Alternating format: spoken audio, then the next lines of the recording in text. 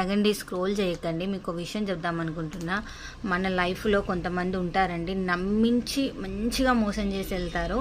అందుకని అట్లాంటి వాళ్ళని కొంచెం అబ్జర్వ్ చేయండి. మంచితనంతోనే మాట్లాడతారు.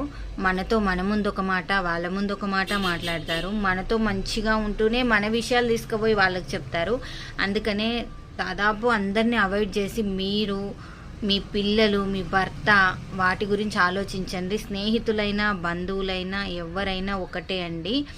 ఈరోజు వాడి దగ్గర టైము వాడిది నడుస్తుంది అని మనల్ని చిన్న చూపు చూడడం స్టార్ట్ చేశారనుకోండి, రేపు పొద్దున మన కళ్ళల్లో చూసి మాట్లాడడానికి కూడా భయపడేటట్టు వాడి ముఖం మీద కొట్టినట్టు బతకాలి.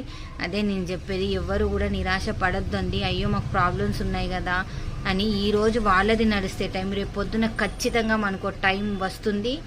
వాళ్ళు ఖచ్చితంగా తల వంచుకొని నిలబడాల్సిన రోజు వస్తుందండి.